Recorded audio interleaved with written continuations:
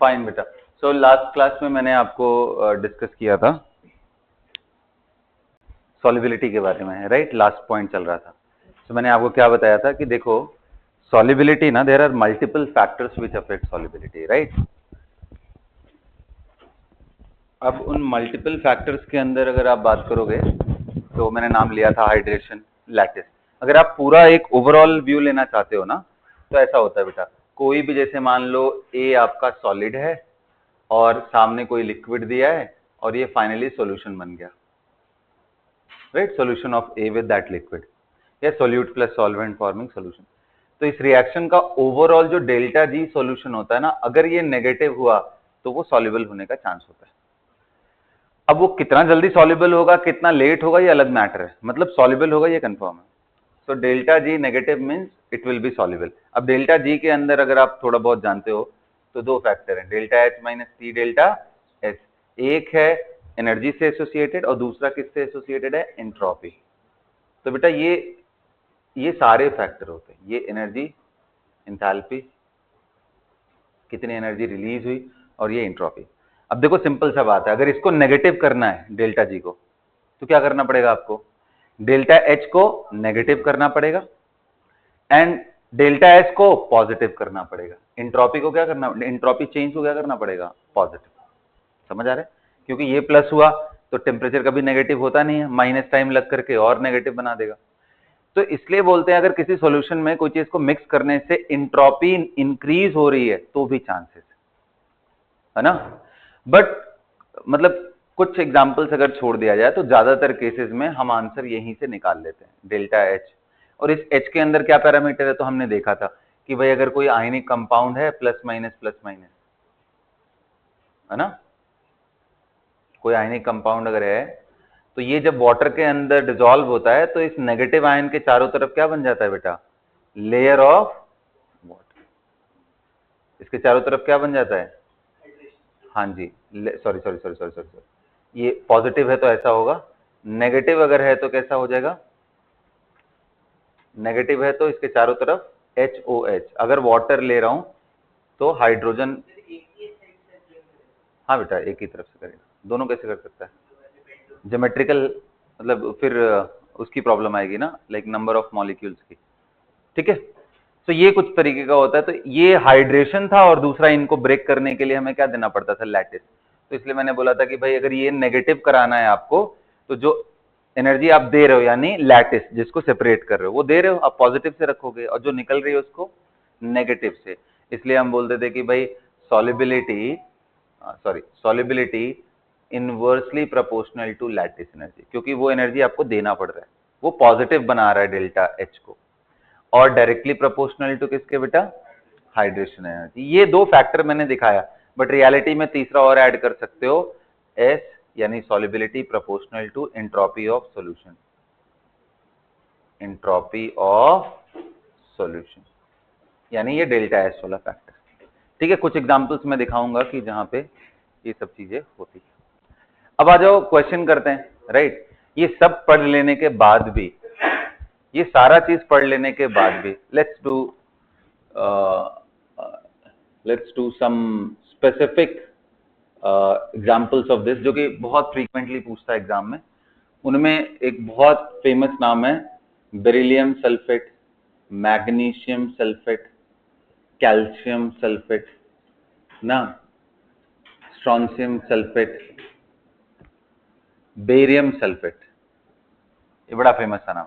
Can you arrange in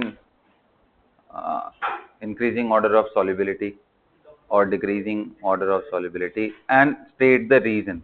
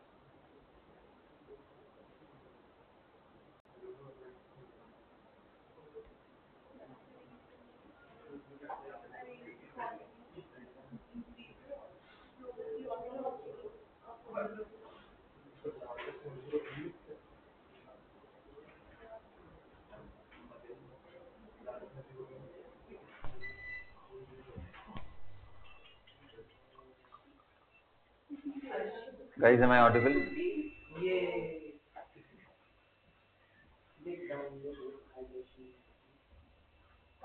कहाँ से आवाज आ रही? आ गया ना? और आ गया, थैंक गॉड। ये फैन ऑफ कर दो बेटा पीछे से।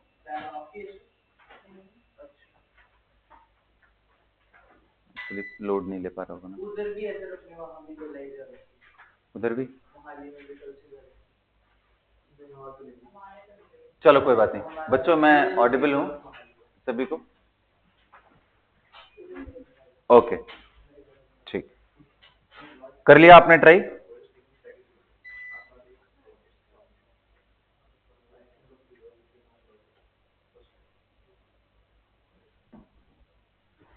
आप सभी ने ट्राई किया? चलो देखो कैसे देखना है इसको। तो ये एग्जाम्पल अगर आप देखो, beryllium, magnesium, calcium, strontium, barium and radium का, इनमें कैसे करना है? तो देखो दोनों फैक्टर मैंने बोला है ना कि लैटिस भी है एंड हाइड्रेशन भी। इंटरेस्टिंगली अगर आप देखो तो लैटिस एनर्जी किस पे डिपेंड करता है बेटा? वो भी इनवर्सली प्रोपोर्शनल टू क्या होता है? साइज। एंड डायरेक्टली प्रोपोर्शनल क्या होता है? चार्ज ना, product of charge, basically product of charge. ठीक है, आप लैटिस के हिसाब से देखो तो सबसे ज्यादा लैटिस एनर्जी इन सभी में किसकी है? Inversely proportional to size. देखो तो आप बेरिलियम बदल क्या रहा है? सबसे ज्यादा साइज बेरियम सल्फेट की होगी, उस हिसाब से लैटिस सबसे कम हुई। तो सॉल्युबिलिटी किसकी ज्यादा हुई? जिसकी लैटिस कम हुई। तो इसके हिसाब से देखो तो आंसर क्या आ रहा है? Down the group it should increase. Lattice के हिसाब से क्या समझ में आया है नहीं आया? वो समझना जरूरी है ना। अच्छा, हाइड्रेशन एनर्जी से देखते हैं तो भाई देखो एनायन सबके सेम हो गए, ध्यान दो इधर जस्टिन। और कैटायंस के देखो कहां पे है, इनमें अगर आप देखो तो सबसे ज्यादा किसका होना चाहिए? बेरिलियम का। अगर बेरिलियम का सबसे ज्यादा आ रहा है हाइड्रेशन एनर्जी, तो उस हिसाब से सॉल्युबिलिटी किसकी होनी चाहिए ज्यादा? बेरिलियम की। एंटी पैरेलल हो गया फिर तो। एक बोल रहा है बेरियम ज्यादा सॉल्युबल लैटिस से, दूसरे से आंसर इससे आ रहा है। तो ये सबसे बड़ी प्रॉब्लम होती है किस केस के लिए? जब कभी भी आप सॉल्युबिलिटी देख रहे हो, we will never get any clear cut answer, right? दरवाजा खोल सकते हो? we will never get any clear cut answer. फिर क्या करें? तो ज्यादातर केसेस में बेटा ट्रेंड्स हमें याद ही करने पड़ते हैं, राइट? ट्रेंड्स को बस बस बस बस है। सो ट्रेंड हमें याद ही करना पड़ता है, मतलब we can not do anything. तो इसलिए एग्जाम में या तो जो प्रैक्टिकल से रिलेटेड ट्रेंड है वो पूछा जाता है, जैसे मान लो जो लैब वगैरह में आप करते हो, और या तो फिर कुछ थ्योरेटिकल क्वेश्चन जहां थोड़ा सा कंसेप्ट का यूटिलाइजेशन हो रहा हो। जैसे ये प्रॉब्लम मैंने दिया है ना, इसमें बड़ा एक इंपॉर्टेंट थियरी अटैच्ड है। क्या है वो मैं समझाता हूँ। देखो, जब आप लैटिस का लैटिस एनर्जी लिखते हो एंड आप जानते हो कि solubility inversely proportional to lattice, तो लैटिस आपका क्या है? Product of charge. अगर प्रोपोर्शनैलिटी की बात करूं तो divided by small r plus capital R, मतलब कैटायन का रेडियस प्लस एनायन का रेडियस। जबकि वहीं अगर आप हाइड्रेशन लिखते हो तो उसमें बोलते हो कि भाई hydration is the sum of cations energy, यानी proportional to Q1 upon R plus Q2 upon R। भाई प्रोपोर्शनैलिटी दिखा है, बाकी सारे कांस्टेंट है। मतलब यहां पे पॉजिटिव वाले का एंड ये मान लो नेगेटिव वाले का, Q नेगेटिव, यहां पे Q2 जो लिखा है उसको मैं क्या कर दूं? Q नेगेटिव कर दे रहा हूं।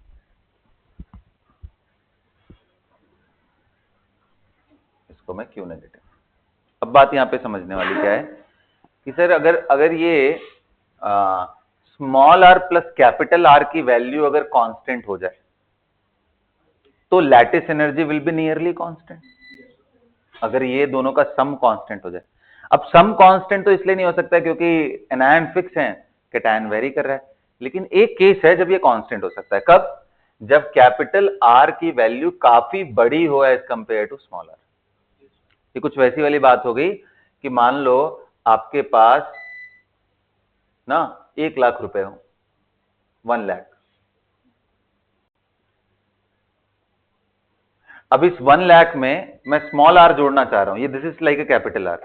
अब मैं स्मॉल आर जोड़ना चाह रहा हूं, मैं बोल रहा हूं 2 रुपए मैंने दे दिए, ठीक है, तो अब आप क्या ज्यादा पैसे हो गए आपके पास, मैंने 3 रुपए दे दिए किसी को मैंने 4 रुपए, देखो वैल्यू वाइज तो बढ़ ही रहा है, 1,04,000 हो गए, बट हमारे लिए वो मीनिंगलेस है भाई, लाख रुपए है अभी तुम्हारे पास, है ना।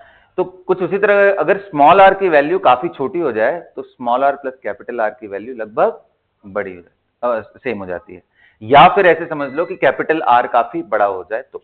अब यहां पे देखो रोल किसका है, sulphate is a polyatomic ion, sulphur का अपना ही साइज होता है ठीक ठाक, उसके बाद भाई यहाँ पे ऑक्सीजन का भी साइज है, एक तो सल्फर खुद में काफी बड़ा होता है ऑक्सीजन से, ऑक्सीजन का साइज ये है तो सल्फर ही है, down the group size increases ना। अब उसके चारों तरफ आप ऑक्सीजन लगा के रख लो तो ये साइज काफी बढ़ जाएगा, जब कैपिटल आर की वैल्यू काफी बढ़ जाएगी। और दूसरा देखो, एल्कली मेटल्स में तो +1 होता है, जबकि एल्कलाइन अर्थ मेटल में +2, साइजेस और कम हो गए भाई, +1 से +2 जाओगे तो साइज और छोटा हो जाएगा ना, तो कैटायन के साइज छोटे, एनायन का साइज बड़ा हो गया, तो ये value is nearly constant, R plus small r is nearly constant. और जैसे ये कांस्टेंट हुआ, कांस्टेंट कब, for large anions and small cations. अब बेटा जैसे U कांस्टेंट हुआ तो ये रिजल्ट तो डिसाइड नहीं करेगा, फिर हम रिजल्ट किससे डिसाइड करेंगे, हाइड्रेशन से। हाइड्रेशन में एनायन वाली वैल्यू तो फिक्स हो गई क्योंकि सभी का सल्फेट आयन ही है, कैटायन वाली वैल्यू किसकी ज्यादा होगी इसमें, बेरिलियम की, इसलिए सॉल्युबिलिटी का ट्रेंड बेरिलियम सल्फेट का सबसे ज्यादा होता है, followed bye magnesium, followed by calcium, और ये दोनों तो इनसॉल्युबल होता है। ये बड़ा क्वेश्चन पूछता है बताए, ये इसलिए भी याद रखना, इतने क्वेश्चन आते हैं इसके, जैसे मान लो आगे चल करके मोल जब मैं डिस्कस करूंगा तो मोल कंसेप्ट के क्वेश्चन ऐसे आते हैं कि भाई बताओ बेरियम क्लोराइड को अगर मैं सोडियम सल्फेट के साथ ट्रीट करूं तो जो प्रोडक्ट आएगा, जो प्रेसिपिटेट आएगा उसका अमाउंट बताओ, तो ये पीपीटी बन जाता है, सॉल्युबल नहीं होता।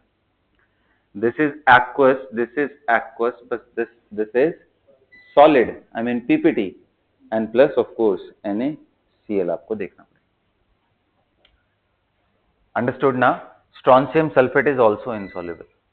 अब जो ट्रेंड मैंने यहां समझाया वो ट्रेंड आप बड़े एनायन में बहुत सारे जगह लगा सकते हो। जैसे अगर आपको क्वेश्चन आ जाए कल के डेट में कि भाई बताओ beryllium chromate, magnesium chromate, calcium chromate, strontium chromate, barium chromate,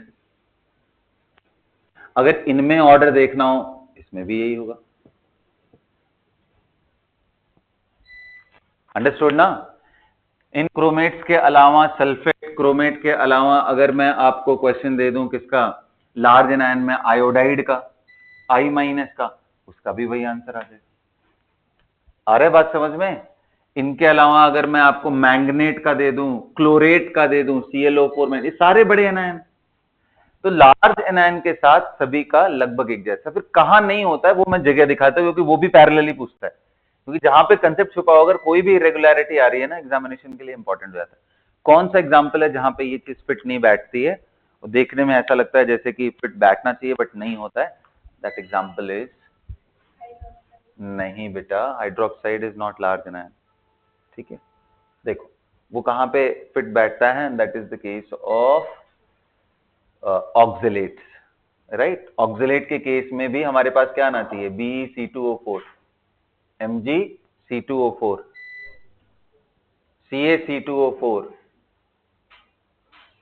SrC2O4, BaC2O4, इसमें ऑर्डर क्या आना चाहिए, इसके अंदर ऑर्डर क्या आना चाहिए, क्या आना चाहिए, एक्सपेक्टेड तो यही है कि भाई लार्ज एनायन है तो हमारा ऑर्डर यही आना चाहिए कि भाई ऊपर ये, फिर ये, फिर ये, फिर ये, बट रियलिटी में पता है क्या होता है, barium oxalate is most soluble. फिर स्ट्रॉन्शियम, मैं बेरिलियम को लिस्ट से भी बाहर निकाल रहा हूं, बेरियम, स्ट्रॉन्शियम एंड कैल्शियम, ये ऑर्डर होता है CaC2O4 एंड ऊपर आप मैग्नीशियम डाल देना, ये उल्टा होता है। अब आपके दिमाग में आएगा सर ऐसा यहां पे क्यों हुआ लार्ज एनायन, तो मैंने क्या बोला था, देखना इसमें ना सिर्फ यही दो फैक्टर नहीं है, इंथैल्पी के अलावा भी क्या है, एंट्रोपी। तो जब सबका कॉम्बिनेशन लेते हैं तो डिसाइड होता है। तो कुछ जो इधर उधर इरेगुलरिटीज आती हैं उनमें, तो या तो तरीका है हम केस बाय केस याद करें, या तो फिर एटलीस्ट कुछ जनरल चीज, इसलिए क्वेश्चन यहाँ पे बहुत पूछता है ना, तो ये नोट करके लिख लो। Specially for alkaline earth metal, right? Compounds of alkaline earth metal, solubility of the compounds of alkaline earth metal, solubility of the compound, कौन से कंपाउंड की बात कर रहा हूं बेटा मैं? Alkaline earth metal cations with किसके साथ? लार्ज एनायंस के साथ। हाँ, this is very very important, with large anions.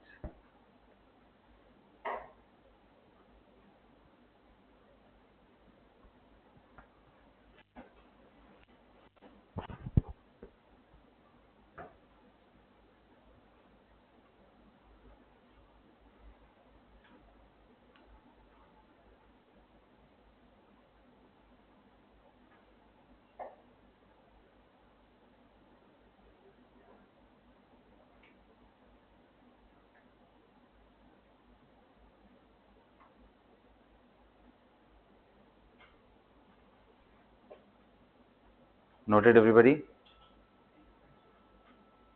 Completed? तो ये सारे एग्जाम्पल भी लिख लो, बेरिलियम, मैग्नीशियम, और वो जो मैंने बात बताई है ये जरूर लिख लेना, इसके पीछे का रीजनिंग यही है। अब अपने से लिखो, ये सब चीज नोट नहीं कराना होता है।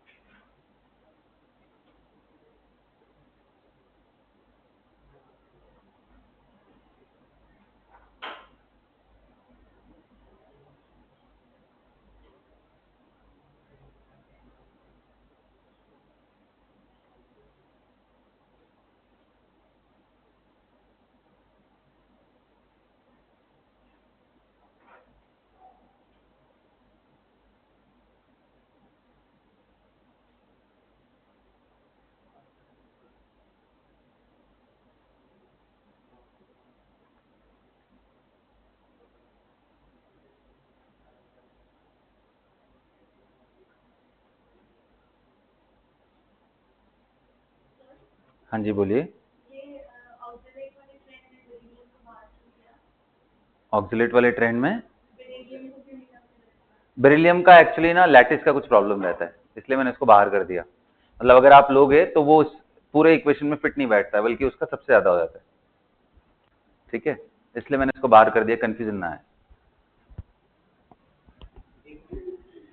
एक्सेसिव हाइड्रेशन एनर्जी होता है ना बेरिलियम का, रिलेटिवली डोमिनेट कर जाता है वो। मिटा दूं ये सब, ये सारी चीजें मिटा देता हूं, ठीक।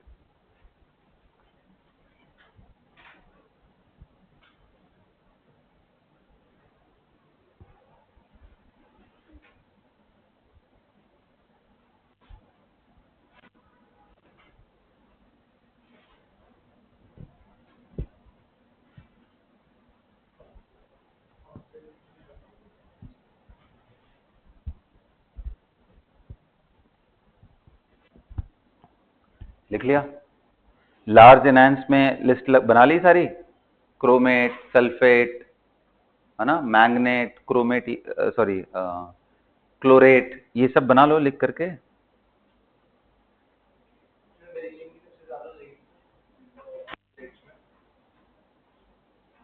किस में ज्यादा होगी, क्या बोल रहा हूँ? हाँ हाँ,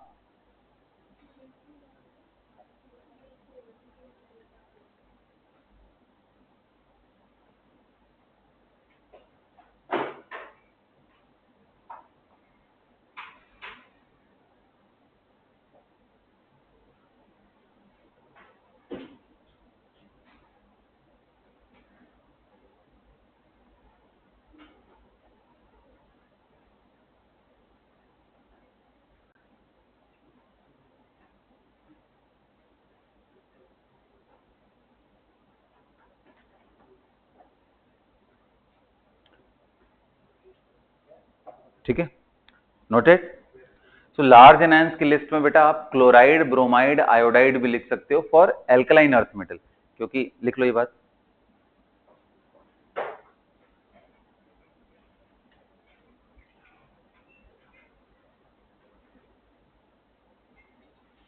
देखो, for alkaline earth metal solubility trend for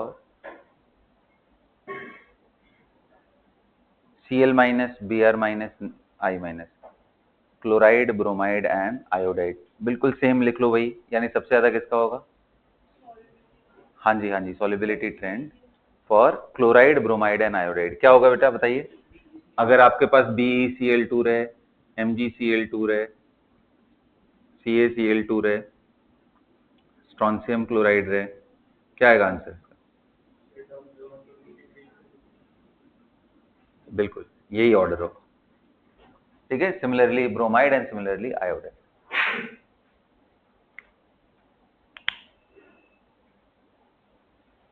noted.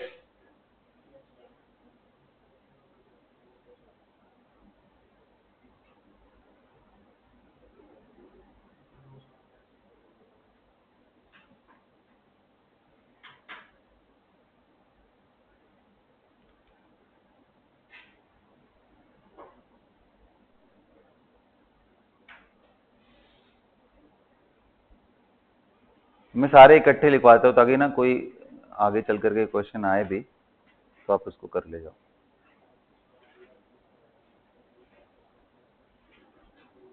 ठीक है, चलो भाई। सो ये हो गया डिस्कशन इनके बारे में, लेकिन यहाँ पे एक प्रॉब्लम किस चीज में है? We do have problem in case of solubility of oxide, hydroxide and fluoride.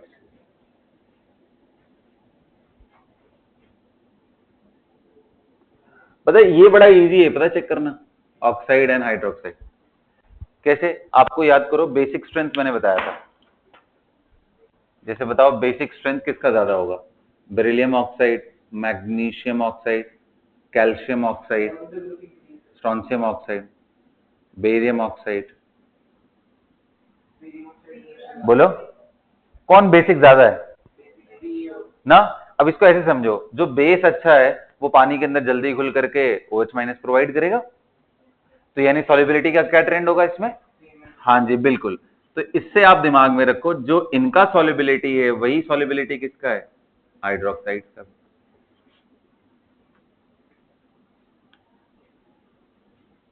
ये क्वेश्चन बहुत तंग करते हैं, इसलिए मैं इकट्ठे ना सारा लिखवा दे रहा हूं ताकि फिर तुम लोग इस पे फोकस कर सको अच्छे से ना। हाइड्रोक्साइड का भी। And how about the fluorides? So fluorides में भी यही ट्रेंड फॉलो होता है। बस एक प्रॉब्लम है फ्लोराइड के साथ, वो कौन सा है? SrF2।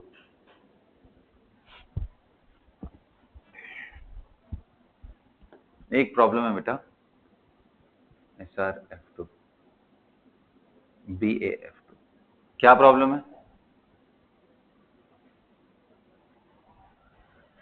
क्या प्रॉब्लम है कि बेरिलियम फ्लोराइड का एक्सेप्शनली सबसे ज्यादा हाईएस्ट, अगर सारे फ्लोराइड जितने भी एग्जिस्ट करते हैं उनमें चेक किया जाए तो सबसे ज्यादा सॉलिबिलिटी बेरिलियम फ्लोराइड की होती है। याद रखना ये बात, ठीक है? Beryllium fluoride is most soluble, beryllium fluoride is most soluble. Note करके लिख लोगे?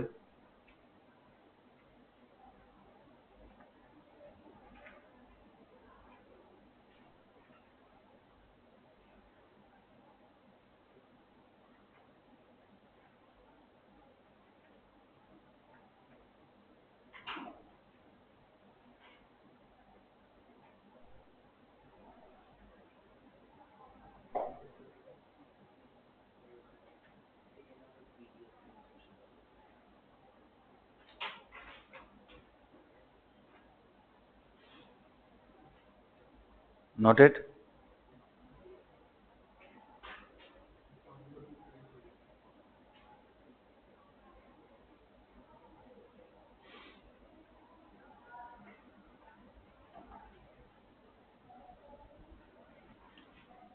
कंप्लीटेड। चलो अब देखते हैं सॉल्युबिलिटी ट्रेंड इन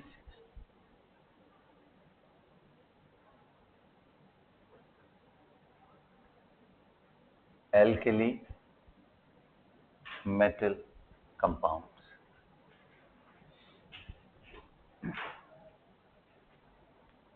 तो पहला पॉइंट लिखो इसमें, with fluoride, oxide and hydroxide. Note करके लिखो, with fluoride, oxide, hydroxide, with fluoride, oxide and hydroxide, it increases down the group। बिल्कुल जैसे एल्कलाइन अर्थ मेटल में है वैसा ही है, इसमें कोई एक्सेप्शन नहीं है। लाइक LiF से ज्यादा कौन होगा? NaF। NaF से ज्यादा कौन होगा? KF से ज्यादा कौन होगा? एंड Rb से ज्यादा कौन होगा? Caesium fluoride. Similarly second side में आ जाएंगे तो Li2O, Na2O, फिर K2O, फिर Rb2O, फिर बेटा ऐसे हाइड्रोक्साइड का, फिर NaOH, उसके बाद KOH, फिर क्या हुआ बोलना? CSOH। सब नीचे जाएंगे ऐसे बड़े।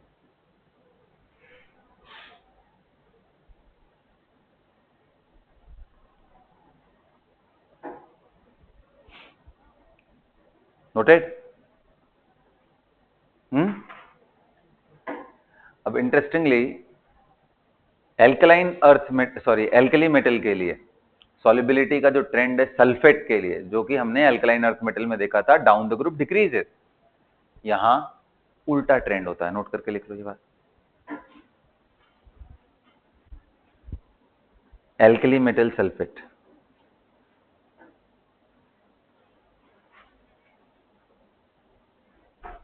एल्कली मेटल सल्फेट, क्या आएगा आंसर? Li2SO4 से ज्यादा Na2, फिर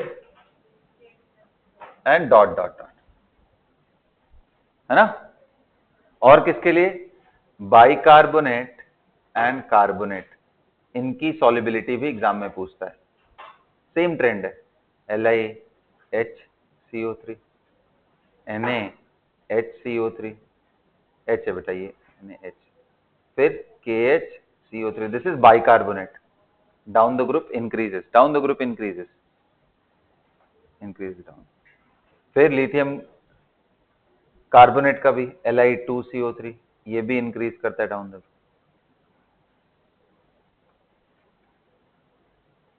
मतलब अगर एल्कली मेटल के कंपाउंड आ जाएं तो ज्यादातर कंपाउंड के केस में क्या हो रहा है? नीचे ना, सल्फेट, कार्बोनेट, यही तो पूछता है एग्जाम के अंदर।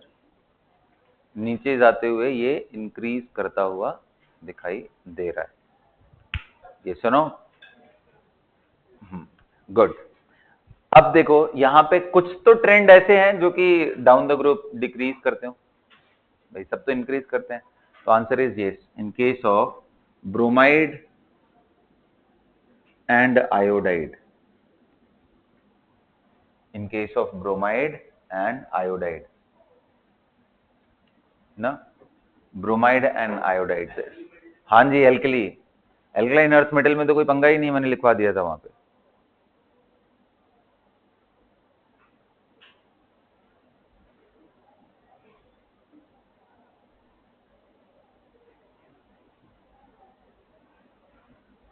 लिखो ब्रोमाइड के केस में लिखो LiBr ज्यादा है सबसे, फॉलोड बाई, बोलो, हाँ जी, NaBr, KBr, RbBr, CSBr, सारे सॉल्युबिलिटी के ट्रेंड इकट्ठे। आयोडाइड देखो, देखो यहां थोड़ा सा आप दिमाग लगाओगे, यहाँ पे Na, तो जहां जहां इरेगुलरिटी है ना उसको मार्क कर लेना, क्योंकि जनरल केस में दिमाग में अगर फिट हो जा रहा है तो इरेगुलरिटीज दिमाग में रहनी चाहिए। देखो caesium iodide, if I am right it is next to that. हाँ जी, ज्यादा सोडियम का होता है, फॉलोड बाय लिथियम।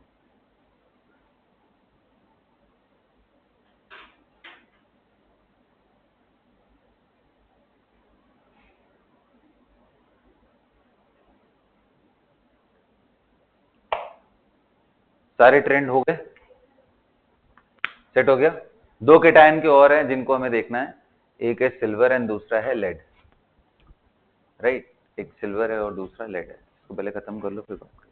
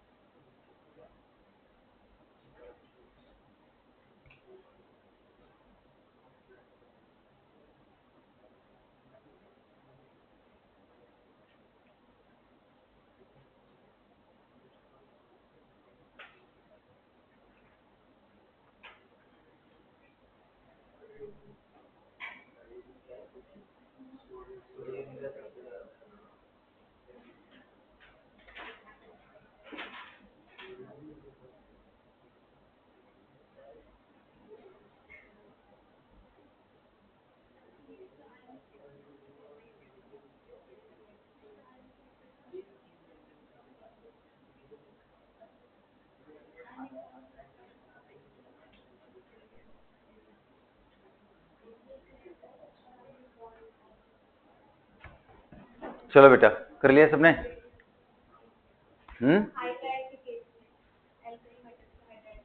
अरे वो तो बहुत ज्यादा रिएक्टिव होते हैं, डिजोल्व थोड़ी ना होते हैं, तो वाटर के साथ रिएक्ट कर जाते हैं। हाइड्राइड के केस में भी अगर आप देखो तो आयनिक कैरेक्टर से ही आंसर करना है, ठीक है। वो रिलेटिवली ज्यादा सॉल्युबल, अभी समझाता हूँ मैं,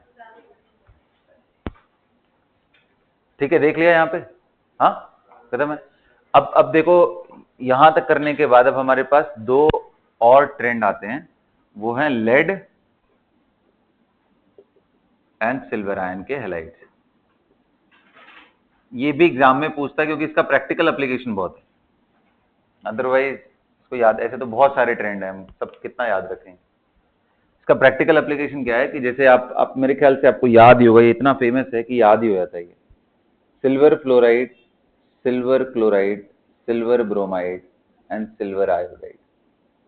आपसे मैं पूछूं कि भाई इनमें सबसे ज्यादा सॉल्युबल कौन, कोई आइडिया बताओ? कभी सुना है AgCl white precipitate, silver iodide yellow precipitate? नहीं सुना है? कैसे हो यार तुम लोग। चलो मेरी बात सुनो, मैं जिसमें बड़ा ऑब्वियस सा सोच रहा था वो दिमाग में, सिल्वर आयोडाइड येलो पीपीटी होता है, ये पेल येलो पीपीटी होता है, and this is white precipitate and this one is soluble in water.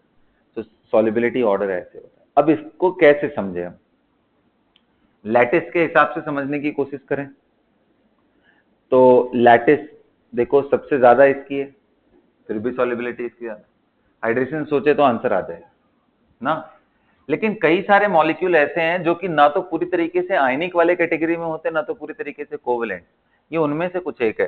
Fluoride तो फिर भी थोड़ा आयनिक कैरेक्टर ग्रेटर एक्सटेंट तक मान लोगे, लेकिन क्लोराइड, ब्रोमाइड, खास करके आयोडाइड तक जाओगे तो कोवेलेंट कैरेक्टर काफी डोमिनेट कर जाता है। और कोवेलेंट कैरेक्टर डोमिनेट होने का मतलब इनमें प्योर आयनिक कैरेक्टर ना होकर के शेयरिंग हो जाती है, और जब ट्रू आयन अच्छे से नहीं रहेगा तो उसका हाइड्रेशन अच्छे से नहीं होगा। तो ऐसे केस में बोलते हैं कि जहां पे कोवेलेंट कैरेक्टर बढ़ रहा हो ना, उससे भी सॉल्युबिलिटी पे खराब असर पड़ता है। तो यहां पे आंसर आप प्योर किससे कर सकते हो, लुकिंग एट आयनिक कैरेक्टर, सीधा सीधा मोर आयनिक मोर चांस। लेकिन हमने इनके केस में क्यों नहीं किया, क्योंकि इनमें कोवेलेंसी उतनी डोमिनेट नहीं करती। भाई alkali metal and alkaline earth metal are the largest cation, right, isn't it? भाई इनसे बड़ा कैटायन तो नहीं है ना, क्योंकि सबसे पहले ग्रुप ट्रेंड में यही आते हैं, लेफ्ट टू राइट जाने पे साइजेस क्या होता है, डिक्रीज करता है। इसलिए इनकी पोलराइजिंग पावर खराब होने की वजह से इनमें आयनिक कैरेक्टर डोमिनेट। आयनिक कंपाउंड ज्यादातर कौन बनाता है, एस ब्लॉक के member with halogen, isn't it? तो वो ऐसा क्यों है, क्योंकि उनका पोलराइजिंग पावर बहुत खराब है, जिसके वजह से ये सारी चीजें होती हैं। तो बेटा इसलिए हम लोग एल्कली एल्कलाइन अर्थ मेटल के केस में हमने आयनिक या कोवेलेंसी वगैरह का डिस्कशन नहीं किया, बट यहाँ पे हाँ हाँ बेटा अटेंड कर लो, वहीं अटेंड कर लो, वहीं वहीं कर लो। ठीक है, यहाँ पे आ गया।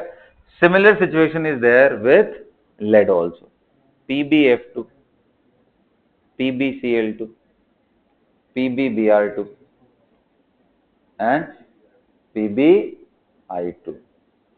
ये सारे के सारे पीपीटी होते हैं, प्रेसिपिटेट, ये सब भी पीपीटी होते हैं। सॉल्युबल सिर्फ इनके फ्लोराइड्स होते हैं, नोट करके लिख लो, and we are done with solubility. ठीक है, तो इतने ट्रेंड आते हैं सॉल्युबिलिटी में। अब अगर इसको दिमाग में रख पाओगे तो तुमसे कोई भी क्वेश्चन इधर उधर से फंसेगा नहीं। उनमें भी जैसा मैंने बताया कि ये कार्बोनेट एंड सल्फेट वगैरह का बड़ा इंपॉर्टेंट है, क्योंकि सल्फेट में देखो अल्कलाइन अर्थ मेटल में कुछ और कहानी हो रहा है और यहाँ कुछ और हो जाए। सल्फेट, कार्बोनेट एंड बाकी तो जो भी है वो पैरेलल ही है नियरली। अब आप कहोगे सर ये लिथियम में क्या हुआ रहा होगा, तो यहाँ पे भी देखो पोलराइजेशन फिनोमेना हुआ होगा, कोवेलेंट कैरेक्टर डेवलप हुआ होगा, जिसकी वजह से वो नीचे आ गया। अदरवाइज यहाँ पे भी रेगुलर होना चाहिए था। Lithium more polarizing power, so more ionic character. Understood?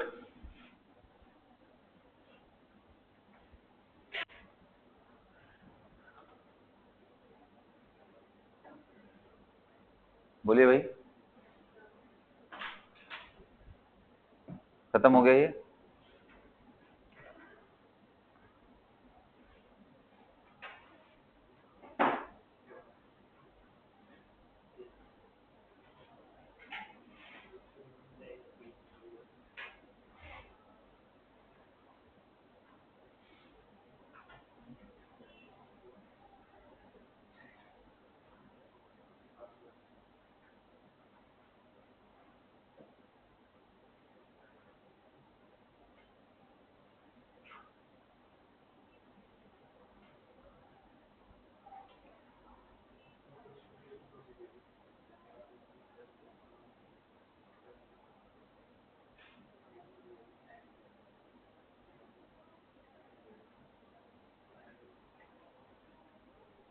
Okay, अब हेडिंग डालो आप लोग थर्मल स्टेबिलिटी के बारे में।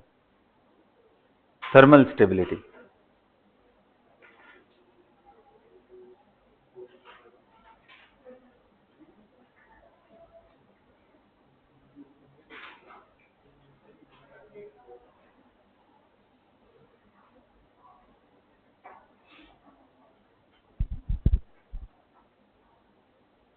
राइट। थर्मल स्टेबिलिटी का मतलब क्या है यहाँ पे? हाँ, देखो कई सारे ऐसे सॉलिड होते हैं ना बेटा, देखो गर्म करोगे तो एट द एंड तो यार मोल्टन स्टेट में आएगा ही। तो थर्मल स्टेबिलिटी का जब डिस्कशन होता है तो उसमें मोल्टन स्टेट का डिस्कशन नहीं है। थर्मली स्टेबल होने का मतलब मेनली क्या है कि आप गर्म करो और वो सॉलिड में ही रहते हुए किसी तरह का कोई मास लूज ना करे। अब ऐसा होता है क्या प्रैक्टिकली कि सर सॉलिड है और लिक्विड में गया भी नहीं, वेपर के फॉर्म में कुछ निकलेगा ही नहीं, तो फिर लॉसेस क्यों होने चाहिए? तो होते हैं। देखो जैसे अगर आप ना कोई भी कार्बोनेट ले लो बेटा, I mean I consider alkali metal को छोड़ करके, तो let us consider even barium carbonate. अगर आप बेरियम कार्बोनेट को गर्म करते हो तो क्या आने वाला है यहाँ पे? बेरियम का ऑक्साइड एंड CO2। ध्यान देना ये मोल्टन स्टेट में नहीं आया है, ये सॉलिड है और ये भी सॉलिड ही, ये गैस। तो होगा कुछ ऐसा कि इसे मान लो ओपन कंटेनर के अंदर, यहां अगर आपने कोई वेइंग मशीन रख रखी है और उसके ऊपर आपने रख रखा है इसके अंदर कैल्शियम कार्बोनेट, और इसको आप हीटिंग कर रहे हो, तो टाइम बीतने के साथ इसमें जो मास है ना वो कम होता जाएगा। क्यों? क्योंकि CO2 इसमें से निकलता जा रहा है। आपको दिखेगा भी नहीं, ऊपर से देखने में कुछ पता नहीं चलेगा कि कोई केमिकल चेंजेस हो रहे हैं, बट रियलिटी में ये CO2 निकल के बाहर जाता है। अरे बात समझ में? तो इट इज लूजिंग CO2, सो इसको बोलते हैं दिस इज थर्मली अनस्टेबल। हम गर्म कर रहे हैं, CO2 निकल रहा है। ठीक है, तो ये एक पैरामीटर हुआ। दूसरा पैरामीटर क्या हुआ कि भाई इसे मान लो कोई कंपाउंड है जिसमें से कोई भी चीज निकल नहीं रही, मास नहीं उसमें involve, in that case we see कि कौन से टेम्परेचर पे वो मेल्ट कर जा रहा है। तो कोई भी कंपाउंड जो थर्मली ज्यादा स्टेबल है वो जल्दी मास लूज नहीं करेगा, या अगर करेगा भी तो हायर टेम्परेचर पे करेगा। और अगर मास लूज नहीं कर रहा है बिल्कुल भी, तो मेल्ट भी थर्मली ज्यादा स्टेबल है तो मेल्ट भी हाई टेम्परेचर पे, क्योंकि मेल्ट तो करेगा ही करेगा। आप नहीं बचा सकते हो, टेम्परेचर आप करते जाओगे, अप करते जाओगे, अप करते जाओगे, काइनेटिक एनर्जीज बढ़ेंगे तो मेल्ट होगा ही होगा। क्लियर? तो अब देखो, किसी के अंदर अगर इस तरह का कोई वोलेटाइल कंपाउंड ना निकल रहा हो तो बड़ा आसान होता है उसको फिगर आउट करना। थर्मल स्टेबिलिटी को कैसे फिगर आउट करेंगे? कोई भी चीज जो आयनिक बॉन्ड बनी हुई है और वो सेपरेट हो रही है प्लस से माइनस, तो बताओ आयंस को सेपरेट करने के लिए कौन सी एनर्जी देनी पड़ती है? लैटिस। आयंस जब नजदीक आते हैं तो कौन सी एनर्जी रिलीज होती है? लैटिस। तो उनको सेपरेट करने के लिए भी कौन सी एनर्जी देनी पड़ेगी? लैटिस। तो लैटिस एनर्जी अगर हाई हो, लैटिस हाई हो, तो उसके केस में थर्मल स्टेबिलिटी हायर रहता है, प्रोवाइडेड वो हीट करने पे कोई वोलेटाइल कंपाउंड ना दे रहा हो। अगला क्वेश्चन आएगा कि इसका मतलब कि हमने थर्मल स्टेबिलिटी को अगर देखा जाए तो directly proportional to lattice energy. जितना लैटिस एनर्जी अच्छा है उतना ही डिफिकल्ट होगा उसको ब्रेक करना। इनवर्सली प्रोपोर्शनल टू, अब देखो ये वाला जो केस है, इनमें होता क्या है बेसिकली ना, बेरियम 2+, ये जो कार्बोनेट है C double bond O minus, इसके ऑक्सीजन को पोलराइज करता है, I mean covalent character develop करने की कोशिश करता है। तो अगर इसको पोलराइज करेगा, तो फजांस रूल से आपने पढ़ रहा है कि पोलराइजिंग पावर का ऑर्डर क्या होता है। तो अगर ये पोलराइज करेगा तो ये यहां से इलेक्ट्रॉन लेकर के O-2 यानी BaO बना लेता है, और इसको क्या बना देता है, मतलब भाई ये ऐसा कुछ हो जाता है, ये इसके साथ आ जाता है, O-2 लेके बेरियम ऑक्साइड एंड ये CO2 बन के बाहर निकलता है। ये जो डिपेंडेंसी है ये किसके प्रोपोर्शनल होगी? उसकी पोलराइजिंग पावर के। So thermal stability is inversely proportional to covalent character, या फिर यूं बोल लो inversely proportional to polarising power of cation. आपको मालूम है कि इनवर्सली, बाकी एंड डॉट डॉट डॉट आप करके आगे लिख सकते हो। ठीक है, तो करें क्वेश्चन, लिखो।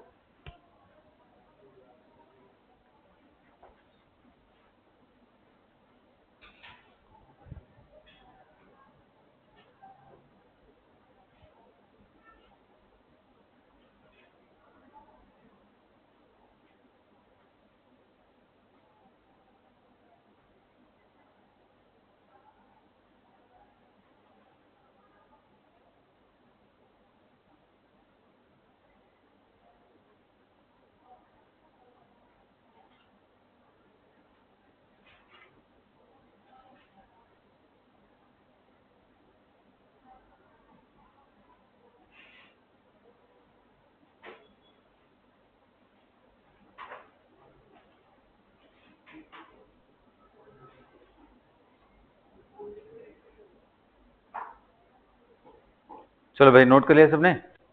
हाँ, तो अब अगला क्वेश्चन तुम्हारे दिमाग में आएगा भी यही कि सर फिर अब बताओ कि लैटिस कब लगाना है और ये कब लगाना है।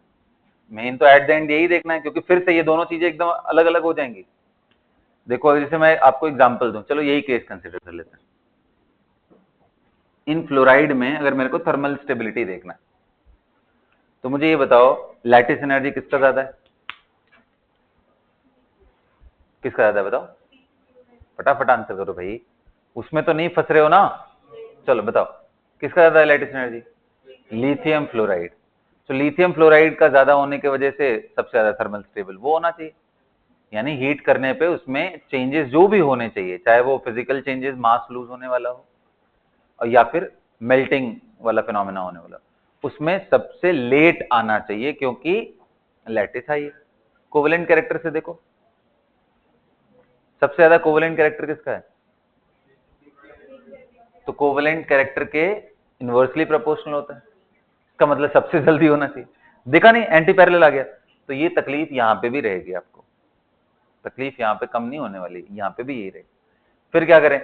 तो इसका एक बड़ा सीधा सा हिसाब होता है, जैसे मैंने आपको समझाया कि जिसमें भी ब्रेक करने वाली कोई चीज हो रही हो, कुछ ब्रेक होकर के निकल रहा हो वोलेटाइल चीज, उनके केस में हम कोवेलेंट कैरेक्टर वाली बात लगाएंगे तो इजीली हमारा काम बन जाएगा। और जिनके केस में ब्रेक होने जैसा कुछ हो ही ना, ब्रेक होने जैसा कुछ हो ही ना, अब ब्रेक होने जैसा कैसे नहीं होगा सर? तो बिल्कुल F माइनस Cl माइनस में क्या ब्रेक होकर के निकलेगा बताओ मुझे? LiF को अगर आप गर्म करते हो तो क्या कोई गैसीय सब्सटेंस निकल सकता है? बिल्कुल नहीं। इसलिए उनके केस में हमारा सीधा फंडा लगता है कौन सा? Lattice energy. तो मैं यहाँ एक रूल लगा दो कि कौन किसके केस में डोमिनेट करेगा। Mono negative ions, mono negative ions का मतलब ये नहीं O माइनस 1, ये मतलब मोनो एटॉमिक नेगेटिव आयंस, ऐसा लिख सकते हैं। मोनो एटॉमिक नेगेटिव आयंस के टाइम पे ये लगाना। कौन कौन से है वो? जैसे F minus, Cl minus, Br minus. Are you getting my point? है ना? And dot dot dot O minus 2, है ना, N माइनस 3। बेटा ये इन सब के लिए ये लगाओ, क्योंकि इनमें टूटने जैसा कुछ है ही नहीं। जैसे मैं बोल दूं कि भाई Li3n and Be2n3, sorry Be3n2, ये समझ रहे हो? नाइट्राइड के केसेस है N माइनस 3। अब बताओ इसमें थर्मल स्टेबिलिटी का ऑर्डर क्या होगा? थर्मल स्टेबिलिटी का ऑर्डर इनके लिए प्रोपोर्शनल किसके होगा? Only lattice. और ये वाला किसके लिए लगाओगे? फॉर पॉली एटॉमिक, कितना सिंपल सा है ये, एनायंस, जिसमें एक से ज्यादा एटम आ जाए। तो कितना सिंपल है ये। अब बताओ इसमें आंसर क्या आएगा? भाई थर्मल स्टेबिलिटी इस केस में डायरेक्टली प्रोपोर्शनल लैटिस के होगा। बताओ इन दोनों में लैटिस एनर्जी किसका ज्यादा? जल्दी बोलो भाई, जल्दी खत्म करो यार। हाँ,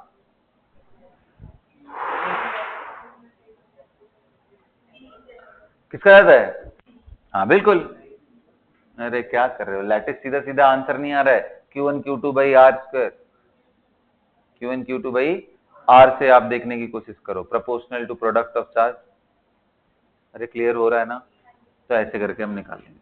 अच्छा वही अगर मैं बात करूं बेरिलियम, मान लो बेरिलियम नाइट्राइड ले लिया Be3n2, फिर मैग्नीशियम, फिर कैल्शियम, क्या आएगा आंसर? बेरिलियम मैग्नीशियम, बिल्कुल इसका ज्यादा होगा। कितना सिंपल है ये। फ्लोराइड के केस में बताओ CaF2, MgF2, BeF2, जल्दी बताओ। बस लैटिस यार, सीधा सीधा वही देखना है। Lithium fluoride, sodium fluoride, potassium fluoride, क्या होगा? डाउन तक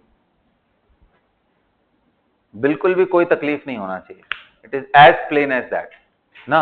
अब वहीं अगर मैं आपसे पूछ लूं कि भाई चलो अब एक काम करता हूं, इसी का हाइड्रोक्साइड ले लेता हूं, LiOH, NaOH, KOH। अब बताओ, तो बताओ एनायन कैसा हो गया? पॉलीएटॉमिक, दो एटम है। तो दो एटम है तो इसके केस में किससे आंसर करोगे फिर? बताओ सबसे ज्यादा कोवेलेंट कौन है? लिथियम। बोले भाई फजांस रूल से पोलराइजिंग हो, ये कोवेलेंट है तो उल्टा हो जाएगा इसमें ना। ऐसे ही आप बेरिलियम हाइड्रोक्साइड ले लो, मैग्नीशियम हाइड्रोक्साइड ले लो, वहां पे भी यही ऑर्डर। पॉलीएटॉमिक के केस में कोई भी आप ले लो बेटा, कार्बोनेट ले लो। चलो मैं आपसे कार्बोनेट पूछ लेता,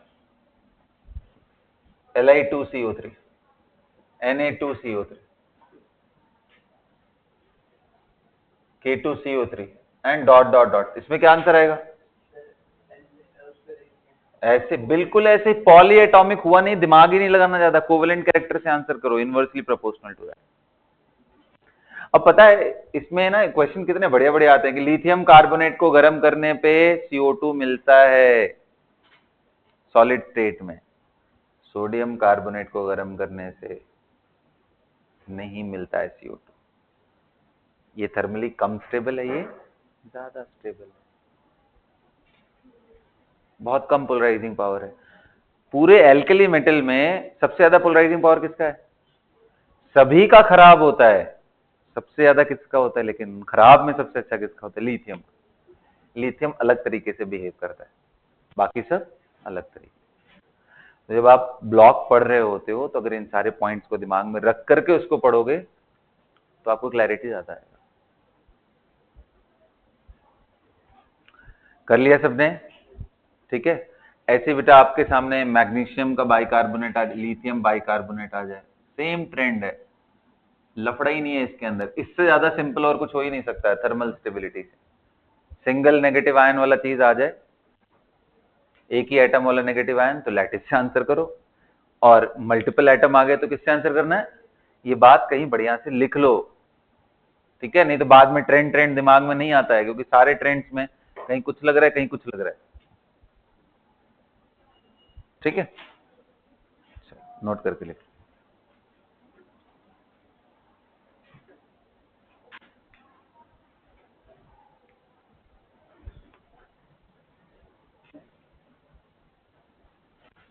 चलो भाई, नेक्स्ट आगे देखते हैं। हो गया थर्मल स्टेबिलिटी सब खत्म। जो सबसे कॉम्प्लिकेटेड अगर कोई चीज है ना इसमें, वो आती है मेल्टिंग पॉइंट। इसमें सारा दिमाग लगाना पड़ जाता है। मेल्टिंग पॉइंट के अंदर सब कुछ लगाना पड़ जाता है, जितना अभी तक सीखा है उसके अंदर। कोवेलेंट कैरेक्टर, फिर उसके बाद लैटिस का भी कंसेप्ट, पोलराइजेशन, सब कुछ लग जाता है उसके अंदर। मेल्टिंग पॉइंट के क्वेश्चन पूछे जाए इसके चांसेस बहुत कम है, तो उस पर हम अपना टाइम वेस्ट नहीं करने वाले। ट्रेंड कभी चाहिए होगा तो मैं आपको फोटो शेयर कर दूंगा, आप देखते रहना उसको, ठीक है ना? बड़ी मेहनत करके मैंने बनाया हुआ था उसको। क्वेश्चन मतलब बहुत रेयर चांसेस है, तुम्हारी किस्मत बहुत खराब रहेगी तभी आएगा। और आए अगर मान लो, तो ऐसे केस में आप आंसर कैसे करना, मोस्टली दिमाग लगा के अगर करना होगा तो कोशिश करना आप। लेकिन अगेन वही है ना, मैं बोल रहा हूँ कि डिपेंड करेगा कि कौन पोलराइज इजिली हो जा रहा है, कौन सा नहीं। ठीक है, तो मेरे ख्याल से कुछ अभी वर्डिक्ट दे दूंगा तो तुम्हारे दिमाग में बैठ जाएगा गलत तरीके से, तो अभी कुछ नहीं बोलूंगा। कीप इट ओपन, कभी आता है तो हम लोग डिस्कस करेंगे, ठीक है? We done? So fine everyone, so now we are done with the covalent thing, sorry ionic compound, and उससे रिलेटेड जितनी भी चीजें हो सकती थी वो सब खत्म होता है इसी के साथ। एंड अब हम लोग करने जा रहे हैं कोवेलेंट कंपाउंड।